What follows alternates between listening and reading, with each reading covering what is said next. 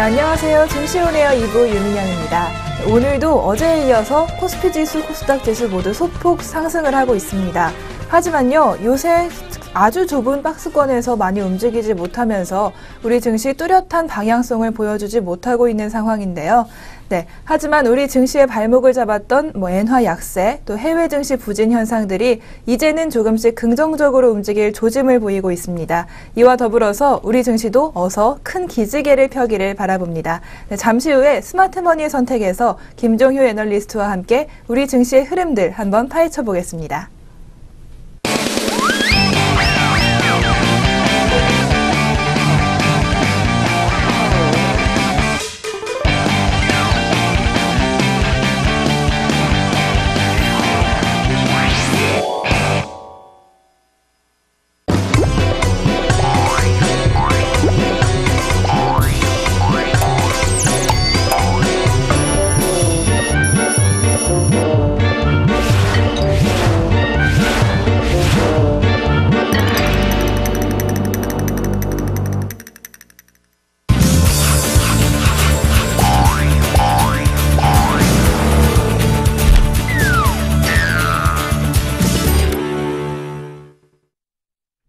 네, 스마트머니의 선택입니다. 오늘도 김종효 애널리스트님 나오셨습니다. 네, 안녕하세요. 네, 안녕하십니까?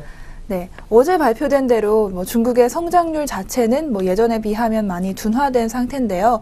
그래도 이제 큰 거대한 중국 시장에서 우리가 조금 이제 집중할 만한 업종이 있을 것 같습니다. 오늘은 좀 서부 지역에 집중해 보신다고요? 지금 중국의 경제 흐름을 보시면 우리나라 같은 경우에는 대도시와 지방의 차이, 어쩔 수 없는 그 정도의 차이를 제외한다면 과거에 비해서는 좀 많이 격차가 줄어들고 있는 상황이지만 이 중국은 지역별 격차가 아직도 엄청나다라고 봐야 될 것 같습니다. 그러니까 상하이라든지 베이징이라든지 이런 대도시의 부호들은 전 세계에서도 어깨를 겨룰 만한 정도의 수준까지 올라와 있지만 그 안쪽으로 서쪽과 북쪽으로 가면 갈수록 소득 격차는 점점 커지고 있는 국면이거든요. 그래서 이 중국의 최대 지금 과제 중에 하나도 이 서북쪽 개발을 어떻게 해 나갈 것이냐가 관건이고요. 그렇다면 이쪽 개발을 통해서 과연 어떠한 경제 흐름을 좋게 보여줄 것인가. 그래서 지금 어떻게 보면 미개발 지역이기 때문에 중국 경제 같은 경우에도 이미 개발이 끝난 동남부 연안 지역보다는 이 서부 개발을 통해서 국토의 균형 발전, 소득의 균형 발전 이런 것들을 이루려고 하고 있거든요. 그러니까 그런 측면에서 서부 지역은 앞으로도 굉장히 중요한 지역이고 이 지역의 한국 기업들이 어떻게 녹아 들어가느냐가 향후에는 관건이 될 수 있습니다. 그래서 기존에 중국이 초도 발전기에 나타났던 중화학공업의 발전, 그래서 소재 관련주들이 우리 시장에서도 가장 급등을 했었다. 그런데 앞으로는 힘들다 이런 말씀을 드렸죠. 이 서부대 개발을 하는 데 있어서의 그 산업의 핵심이 되고 있는 것은 IT, BT, 바이오죠. 그리고 지금 그린 에너지라든지 이런 산업들 쪽에 주력을 할 것으로 예상이 되고 있습니다. 그래서 그런 쪽의 종목군들 우리가 앞으로 관심을 많이 가져봐야 될 것 같고요.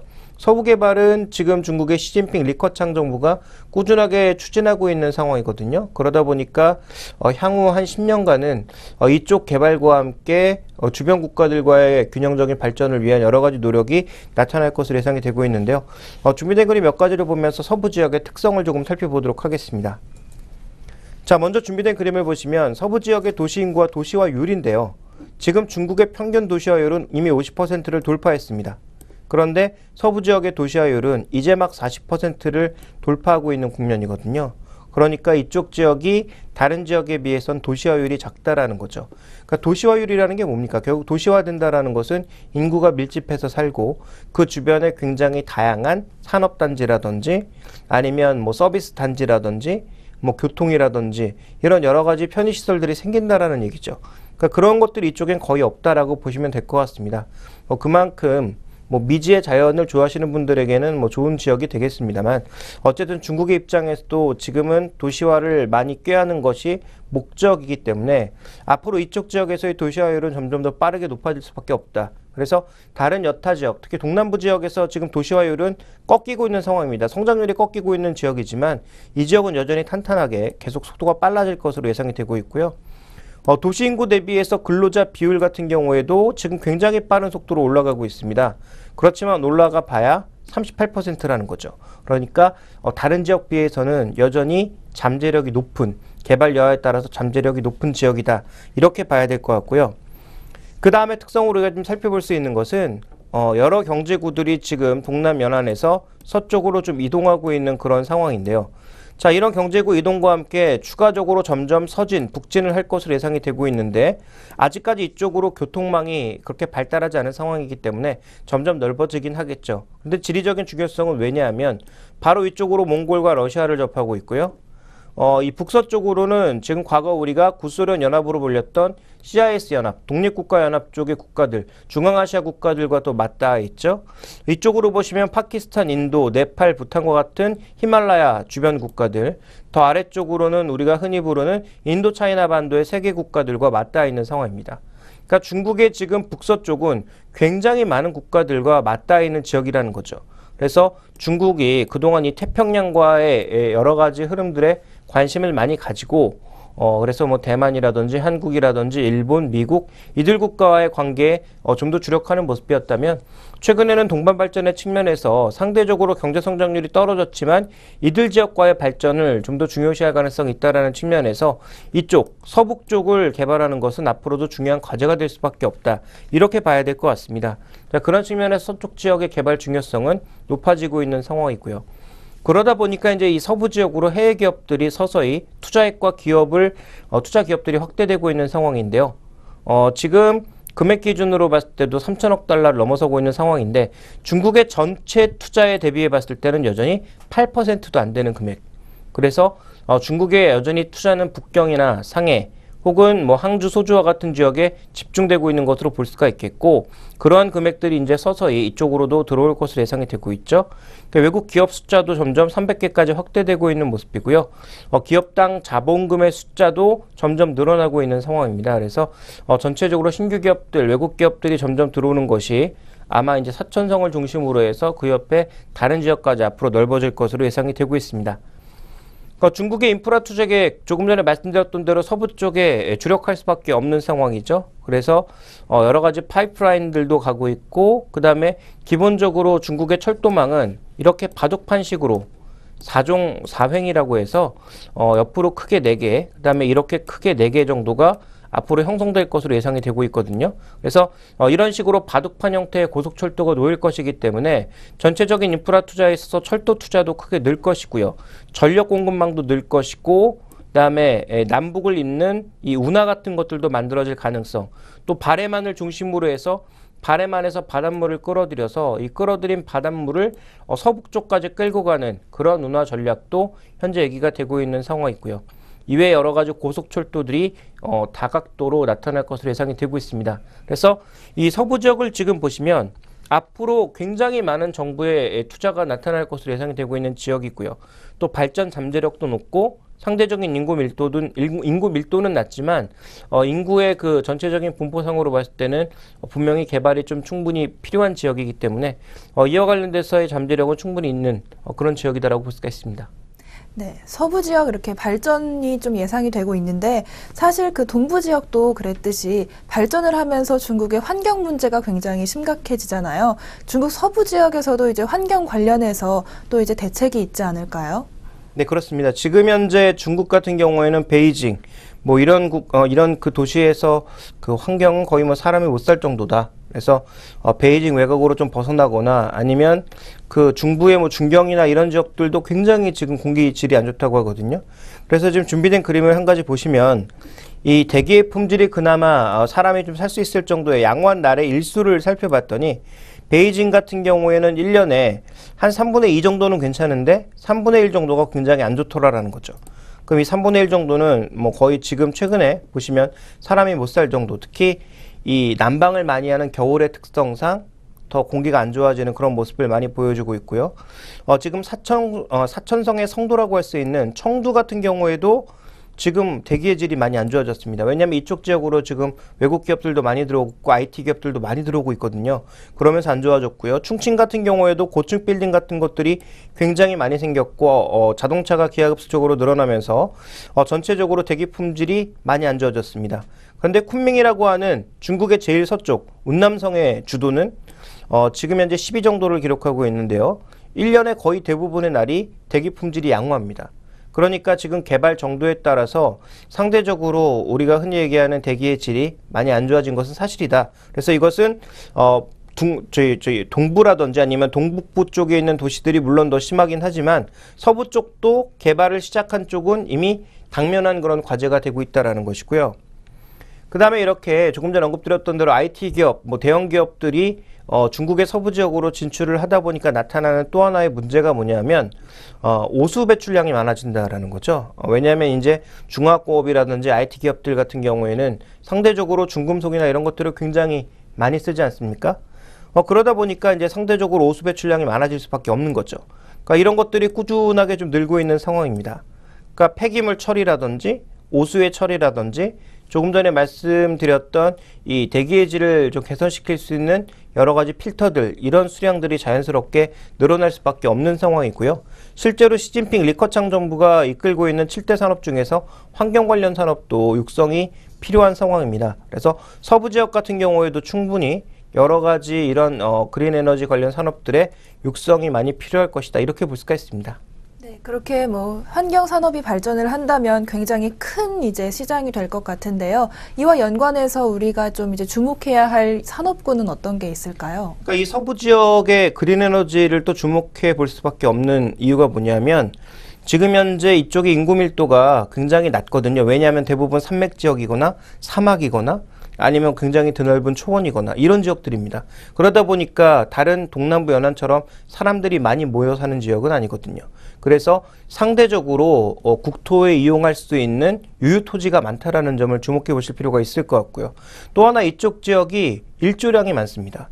그러니까 우리가 흔히 얘기하는 그린 에너지 같은 것들도 굉장히 사용하기가 좋고요.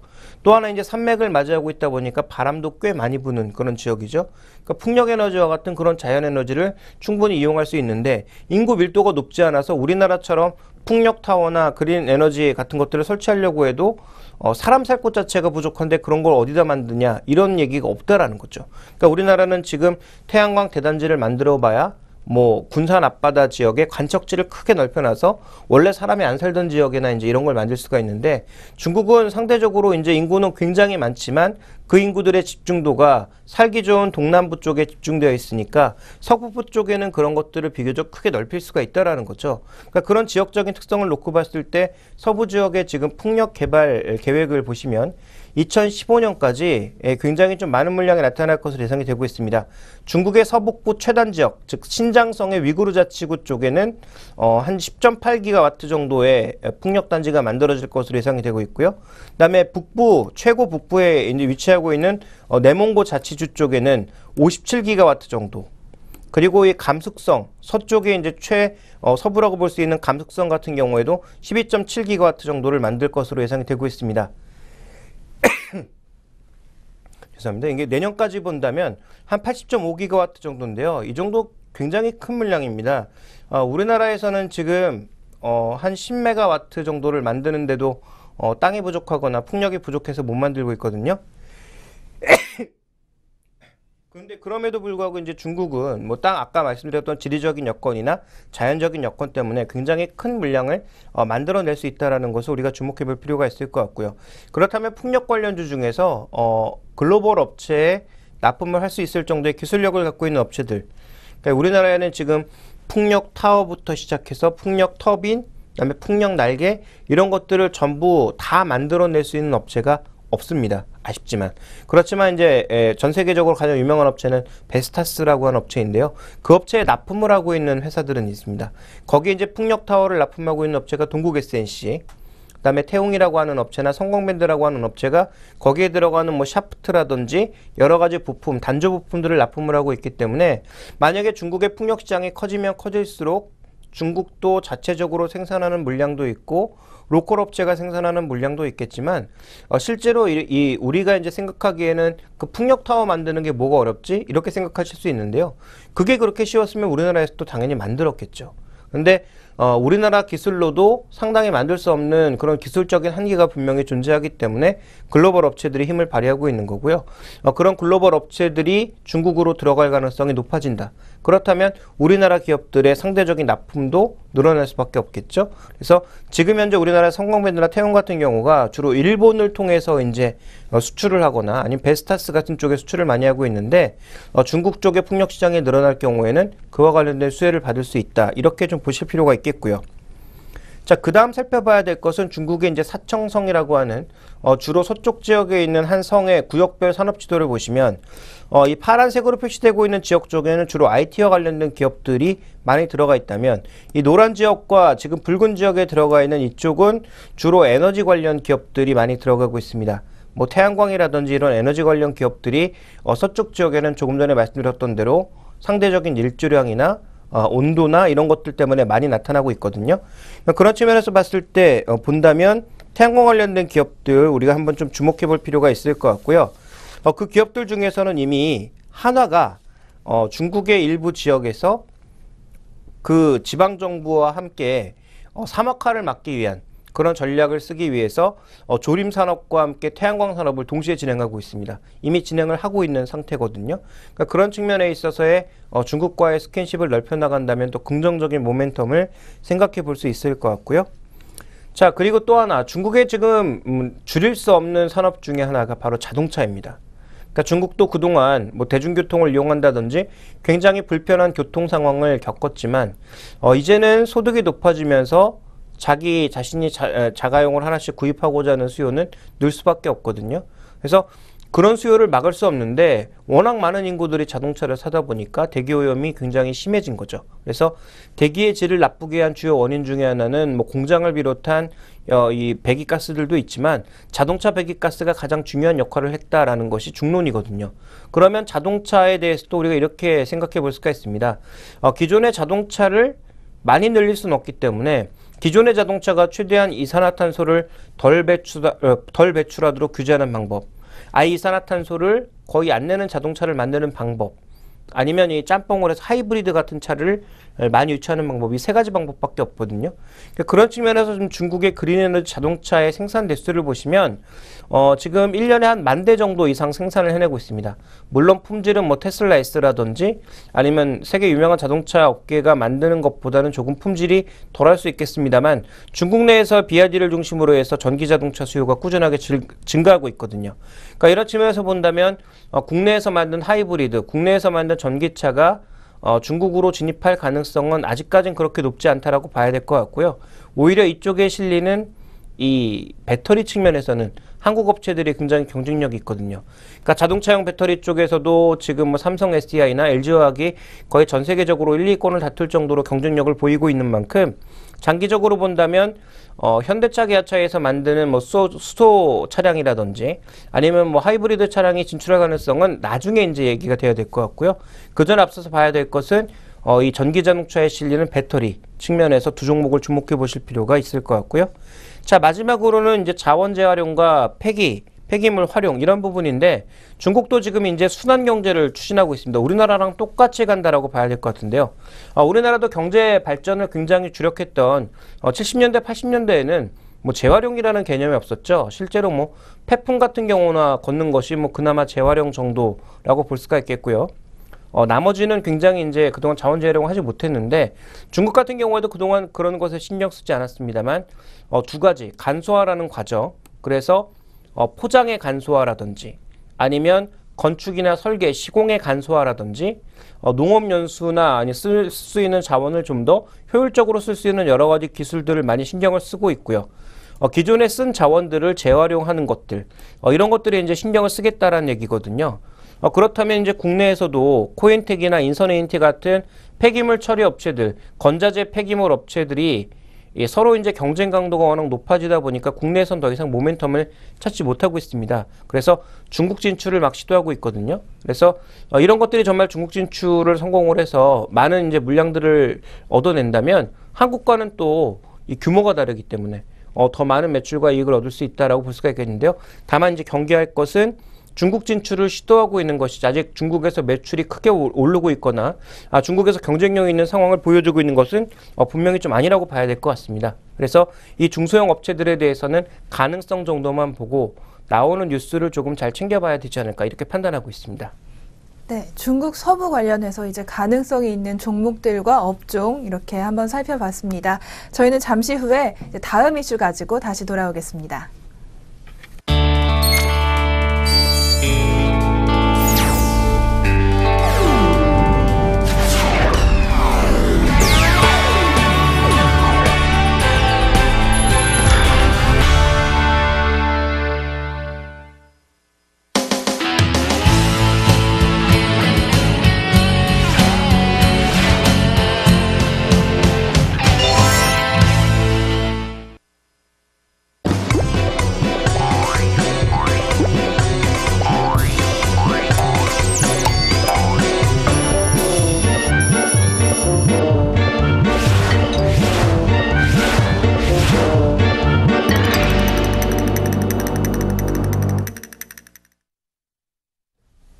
네, 스마트머니의 선택 김종효 애널리스트와 함께하고 계십니다. 네, 현재 우리 시장의 큰 방향성은 아주 보이지 않는 가운데 단기적 방향성은 외국인의 선물 매매가 키를 쥐고 있는 모양새입니다. 애널리스트님께 이 선물 매매, 외국인 선물 매매 동향 한번 여쭤보겠습니다. 네, 애널리스트님, 요즘 선물 시장 우선 어떻습니까? 일단 외국인들의 움직임에 따라서 하루하루 흐름이 극명하게 갈리고 있습니다.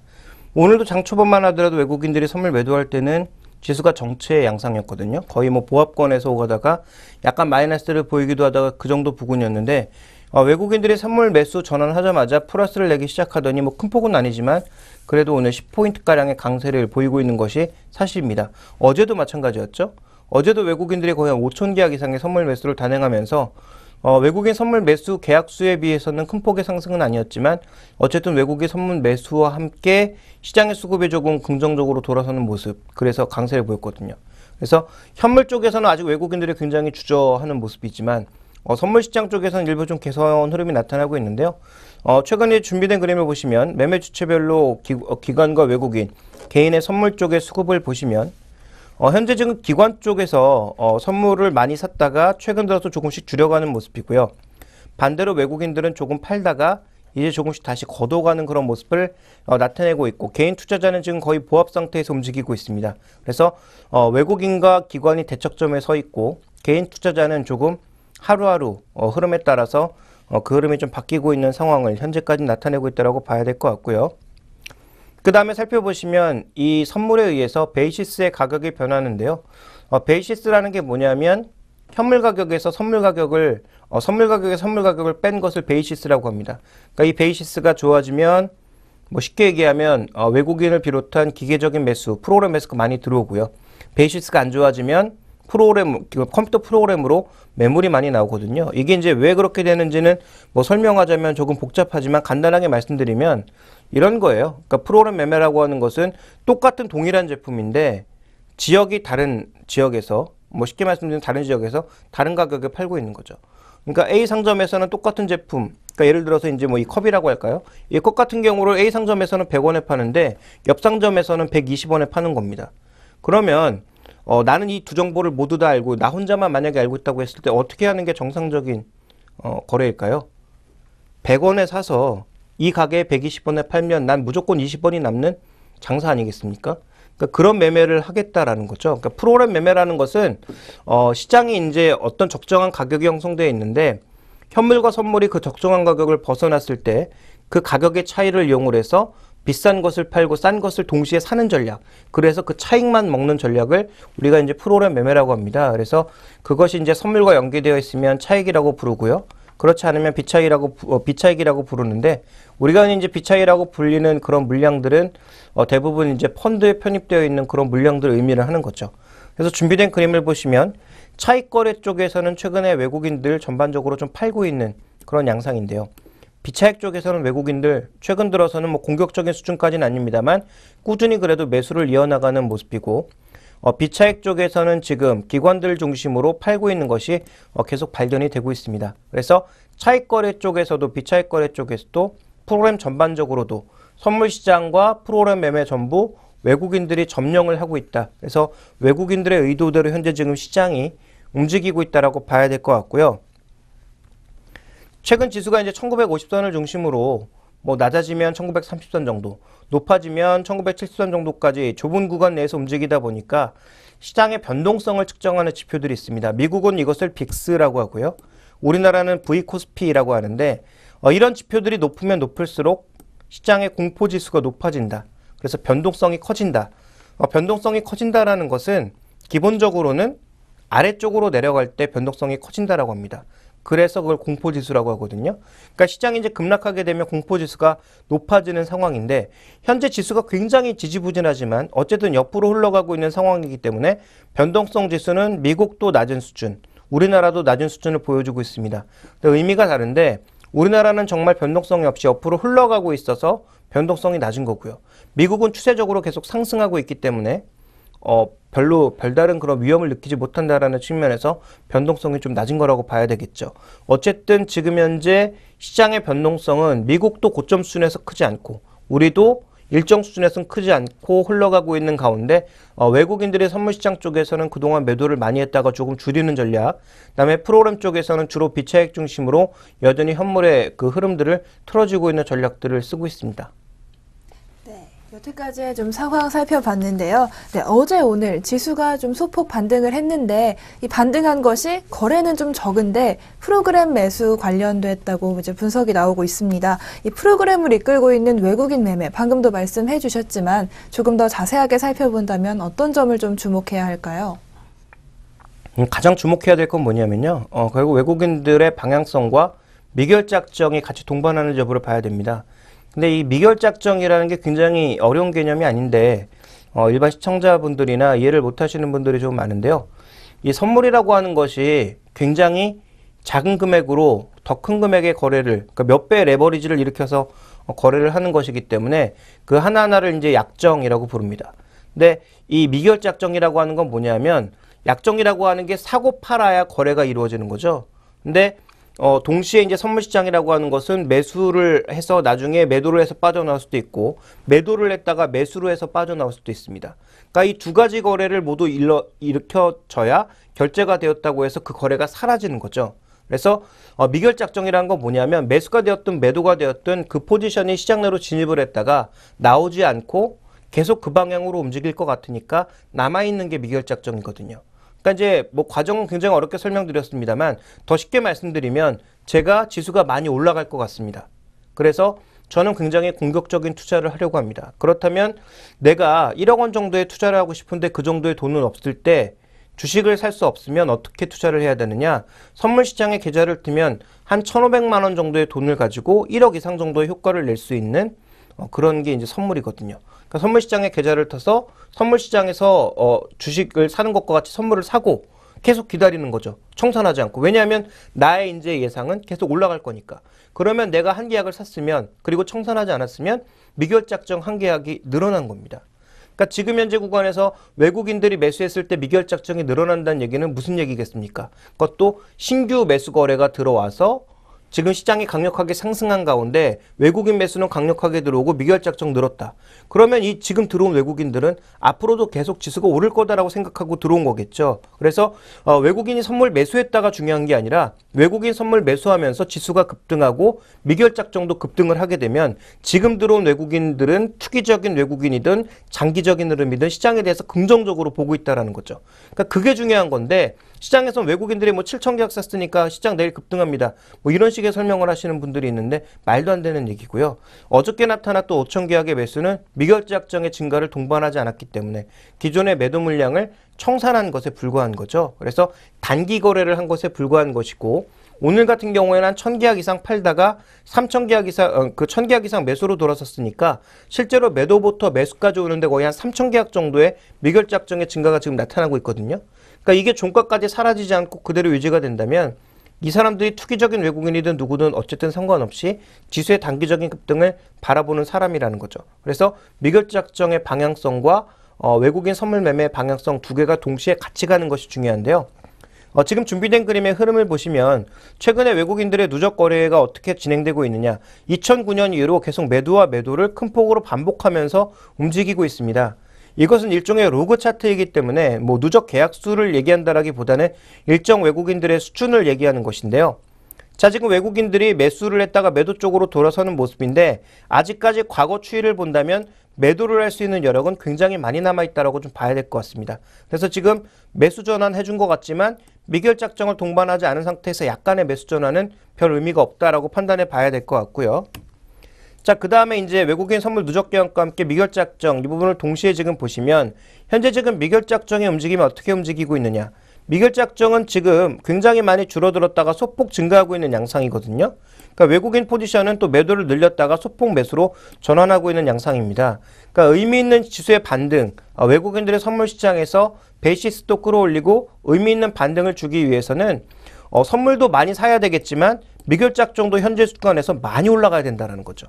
그래야 좀 더 지수에 힘이 있게 올라갈 수 있다는 것입니다. 만약에 이러한 흐름이 나타나지 않는다면 여전히 지수는 뭐 좁은 박스권, 뭐 고점은 조금 더 올릴 수 있겠지만 고점을 돌파하기보다는 또 고점을 돌파하는 척 했다가 재차 다시 급하게 내려오는 그런 양상을 보일 가능성이 조금 더 높다라고 봐야 될 것 같습니다. 네. 그렇다면 이제 지난 2일간의 흐름, 아까 잠깐 말씀드렸다시피 이제 외국인들이 키를 주고 있는 상황이었다 이렇게 말씀을 드렸는데요. 이런 흐름을 볼 때 앞으로는 외국인들이 어떻게 움직일지 또 그래서 투자는 우리가 어떻게 가져가야 할지 한번 조언 한마디 해주시죠.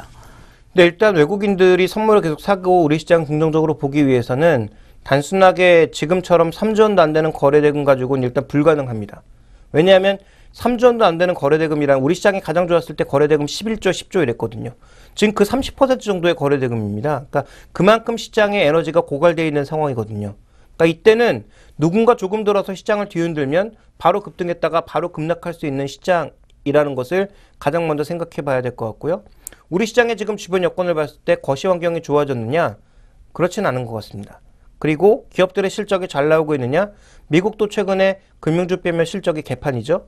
우리나라 종목들도 대부분 실적 예상치를 못 채우고 있습니다. 삼성전자가 신호탄이었고 어제 실적을 발표한 호텔신라를 봤을 때 환율 영향 없다 그렇게 떠들었지만 실제로 발표되는 실적에서는 환율 영향이 있는 것으로 판단이 분명히 되고 있습니다. 그래서 그런 부분들을 생각해 보실 필요가 있을 것 같고요. 그렇다면 현재 시장에 있어서의 단기적인 흐름은 외국인들이 계속 좌지우지하고 있다. 계속 뒤흔들고 있는 그런 과정이기 때문에 상승 방향에서 미결작정이 강력하게 나타나지 않을 경우 여전히 제한된 박스권 혹은 박스권을 돌파하는 듯한 흐름이 보이더라도 미결작정의 증가가 없다면 종가 부근에서 없다면 결국은 의미있게 위쪽으로 바라보기보다는 여전히 제한적인 방향일 것이다. 그래서 단기 매매를 병행해 나가는 방법 쪽으로 가시는 게 좋을 것 같고요. 시장에 대한 대응 방법의 가장 큰 틀은 역시 주가는 비싸지 않은데 실적의 개선 요소는 많이 나타난 그런 종목군들을 고르거나 아니면 주가가 정말 많이 빠진 종목군들, 대표적으로 우리가 좀 살펴볼 수 있는 종목이 뭐냐면 대형 건설주들이 낙폭과 대주라고 봐야 되겠죠. 오늘 비교적 많은 반등을 시도하고 있는데요. GS건설이라든지 뭐 삼성엔지 같은 이런 종목군들 대표적인 낙폭과 대주 아니겠습니까? 주가 5분의 1 토막 났습니다. 5분의 1 토막 난 가운데서 지금 조금씩 올라가고 있는 거거든요. 그러니까 지금 바닥부터 보면 많이 올라간 것 같지만 위에서 떨어진 거 보면 엄청나게 떨어졌다가 요만큼 올라간 거란 말이죠. 그래서 이런 종목군들이 추가적으로 더 올라갈 것인지 확인해 보실 필요가 있겠고 지수의 반등을 이런 종목이 이끌고 있다는 것 자체가 난센스입니다. 그러니까 정말 지수가 올라가는 것이라면 이들 종목이 시장을 이끌어서는 안 되거든요. 이들 종목은 다시 빠지는 가운데 원래 이제 주도주였던 IT나 자동차 이런 종목군들이 좀 더 강하게 움직이는 것이 현실적이라고 보여지고요. 그 외에 또 낙폭과대주들의 흐름을 조금 보시면 CJ그룹주들이 전반적으로 낙폭과대주, 뭐 이제 회장이 잡혀가는 것들, 그다음에 뭐 CJENM 같은 경우에는 펀더멘탈 뭐 밸류에이션 자체도 높았지만 아무래도 이제 게임 산업을 파느냐 마느냐 뭐 그런 얘기에 휩싸이면서 또 주가 많이 내렸고요. CJ제일제당 같은 경우에 라이신 가격 때문에 또 주가가 계속 발목이 묶였었고요.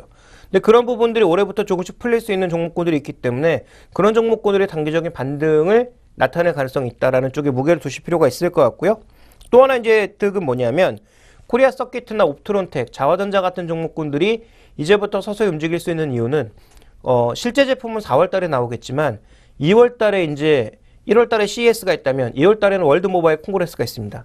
바르셀로나에서 열리는 모바일 쇼에 갤럭시 S5를 시연하거나 그와 비슷한 제품을 내놓을 가능성. 근데 최근에 이제 삼성전자도 애플을 쫓아하느라고 그런 이제 큰 쇼에서 신제품을 내놓기보다는 오히려 자기들의 독자적인 런칭쇼를 하는 경우가 많거든요. 그래서 런던에서 또 이 런칭쇼를 할 가능성도 뭐 있지만 어쨌든 그런 것들을 통해서 신제품을 내놓을 가능성이 있기 때문에 낙폭과대주인 IT 부품주들 중에서 갤럭시 S5에 들어갈 수 있는 부품을 만들 수 있는 그런 종목군들이 서서히 또 거래 실으면서 움직이고 있는 종목군들이 있습니다. 그러니까 이런 종목군들의 단기적인 반등 정도를 예상해 보는 것이 어떨까. 그렇지만 이들 종목도 전반적인 펀더멘탈의 계산이 확실하게 나타나는 것이 확인되지 않는다면 여전히 단기 매매 정도에서 수익률을 거두는 상황에서는 다시 또 빠져나오는 것이 적절한 투자 전략이 될 것으로 아직까지는 판단하고 있습니다. 네, 외국인 선물 매매부터 이제 뭐 확실한 투자 전략까지 이제 구체적인 투자 전략까지 한번 살펴봤습니다. 저희는 잠시 후에 이제 호텔신라 종목 분석하면서 다시 돌아오겠습니다.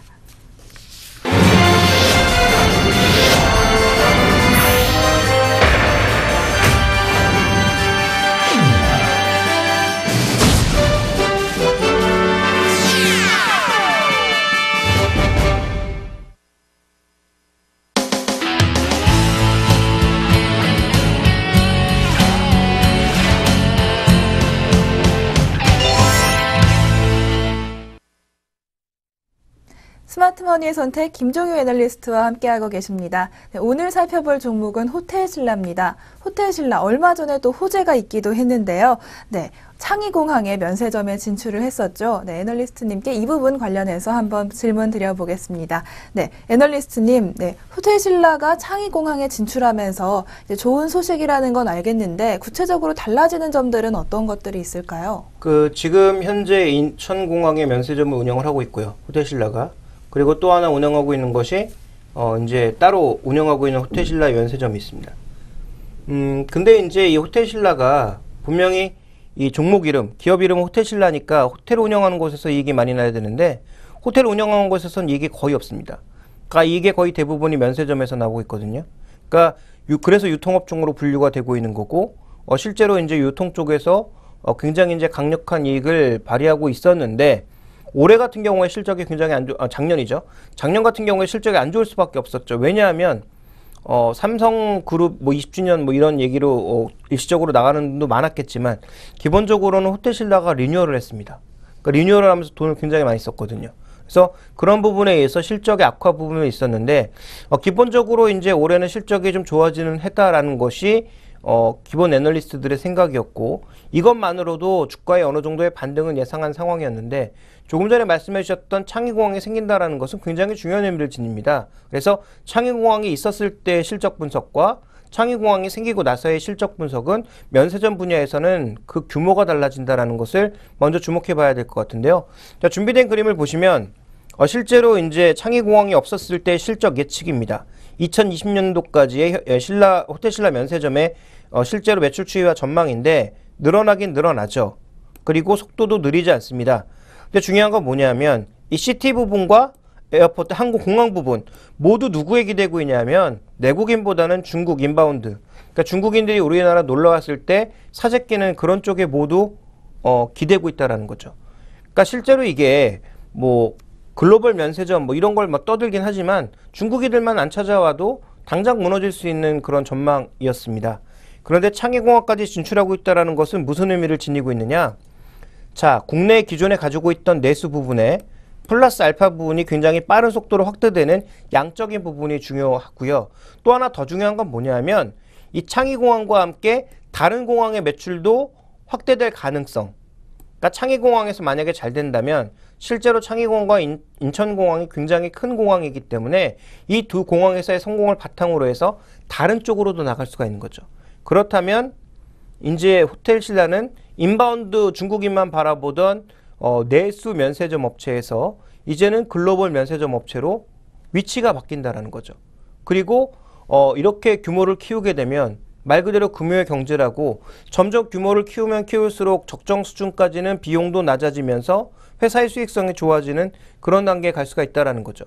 그러니까 호텔신라의 가장 부족했던 점 중에 하나가 어떻게 보면 이런 규모의 경제 측면도 있었는데 창의공항에 실제로 선정이 되면서 그 많은 경쟁자들을 제치고 선정이 되면서 이제 규모의 경제를 꾀할 수 있다. 덩치가 커졌다. 이 부분에 이제 시장은 가장 주목을 하고 있다라고 봐야 될 것 같고요.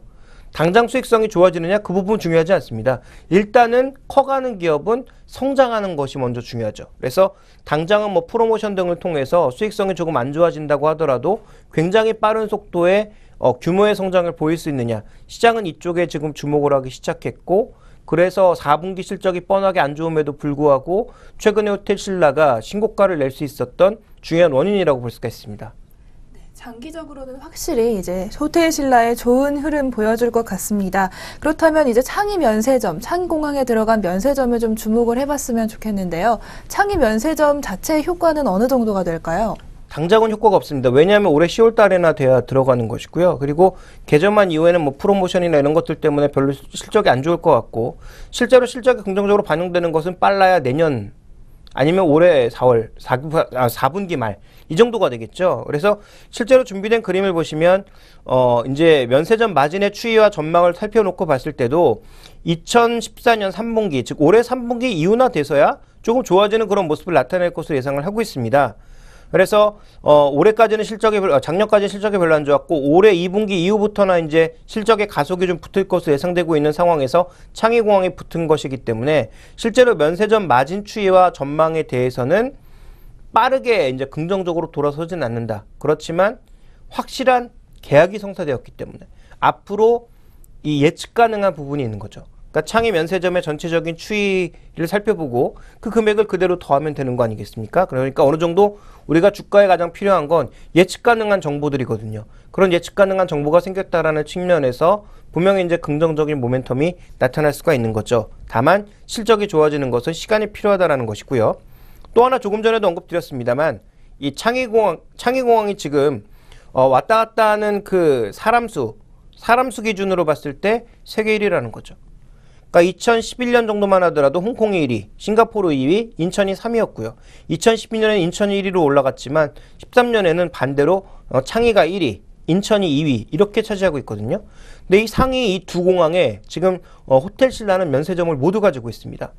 그러니까 굉장히 많은 사람들이 오가고 있는 그 공항에서의 면세점을 지금 뭐 독점까지는 아니지만 가져가고 있는 거죠. 그래서 이 부분에 대한 경쟁력은 당연히 높아질 수밖에 없다. 많은 사람들이 이용을 하니까 당연히 면세점도 많은 사람들이 이용을 하겠죠. 그러니까 그 부분에 대한 긍정적인 흐름들이 장기적으로 나타날 것으로 예상이 되면서 전체적으로 로컬, 그러니까 국내에 있는 중국 관광객들이 쓰고 있는 여러 면세점들, 뭐 시내에 있는 면세점, 제주에 있는 그 면세점 이런 것들에 대한 매출이 꾸준하게 뒷받침이 된다면 기본적인 캐시카우와 함께 성장성도 나타날 수 있을 것이다라는 기대가 현재 호텔신라에는 작용을 하고 있는 것입니다. 호텔신라 이제 뭐 실적도 좋아질 것 같고 기업 자체가 좋아지는 건 확실해 보입니다. 그런데 최근에 또 소식이 전해지면서 주가도 금방 올랐습니다. 이 호텔신라 추가 매수를 해도 괜찮은 걸까요? 아주 뭐 초장기적으로 본다면 뭐 추가 매수도 가능하겠죠. 그런데 이제 이 종목의 먼저 밸류에이션을 준비된 그림으로 보시면 그렇게 싼 편은 아닙니다. 왜냐하면 이 종목의 이제 성장성을 고려해 봤을 때 지금 20배 정도의 PR까지는 괜찮다라고 얘기하는 사람들이 많은데요. 실제 성장성 그리고 수익성을 확인하는 과정에서 주가가 계속 흔들릴 가능성이 있습니다. 그래서 실제로 아까 좀 전에 말씀드렸지만 창의 쪽에 처음에 런칭하면 당장 좋아지는 건 아니거든요. 처음에 초기 런칭비나 감가상각비 이런 것들이 충분히 들어가야 되기 때문에 초기의 수익성이 바로 좋아질 가능성은 그렇게 크지 않다라는 거죠. 그러면 기대감으로 주가는 끌어올려 놨다가 실제 실적이 발표되는 구간에서 실적 발표 지금쯤이면 좋아질 것 같았는데 아니네 그러면서 또 주가 빠질 수 있겠고요. 그러니까 여러 번 등락을 겪을 가능성이 높다라는 거죠. 그러니까 여전히 우여곡절이 높을 가능성이 있기 때문에 장기적인 관점에서 본다면 조정시마다 분할 매수를 해서 꾸준하게 한 2년 이상 끌고 나가는 전략이 좋을 것 같고요. 만약에 이제 단기 관점에서의 접근이라면 저는 오히려 조금씩 비중을 줄여야 되는 때가 아닌가 이렇게 판단을 하고 있습니다. 그래서 호텔신라 장기적으로 보면 분명히 좋은 종목이지만 단기적인 관점에서 봤을 때는 주가가 그렇게 싼 편은 아니기 때문에 오히려 증권사들이 모두 매수를 외치고 있는 이 순간에는 단기적으로는 흐름이 둔화될 가능성, 4분기나 1분기, 2분기까지도 실적이 그렇게 좋은 모습은 보이지 못할 가능성이 있다는 점에서 그렇다면 상대적으로 높은 밸류에이션 압력을 받을 가능성이 충분히 있다. 이렇게 봐야 될 것 같고요. 또 하나 장기적인 그림에서의 특징은 뭐냐면 지금 삼성에 자녀가 셋이 있죠. 이건희 회장 밑으로 자녀가 셋이 있는데 이서연, 이부진, 그리고 이재용 부회장, 사장 이렇게 쭉 있는데요. 그 중에서 이제 이부진 회장이 이끌어가고 있는 것이 호텔신라 아니겠습니까? 그렇다면 유통 레저를 중심으로 해서 삼성그룹의 여러 가지를 이어받을 가능성은 충분히 있다라고 저는 보고 있습니다. 그러니까 그런 측면에서 호텔신라를 보고 계시다면 단기적인 주가 등락은 무시를 하고 조정시마다 매수를 확대해 나갈 필요가 있겠죠. 그런데 그런 부분이 아니라 최근에 나오는 뉴스에 의한 단기 급등을 즐기신 분이라면 지금은 조금 내려오는 편이 낫지 않을까 이렇게 판단하고 있습니다. 네, 오늘 이제 호텔신라까지 많은 말씀 해주셨습니다. 네, 오늘 말씀 고맙습니다. 네, 스마트머니의 선택 김종효 애널리스트와 함께 하셨습니다.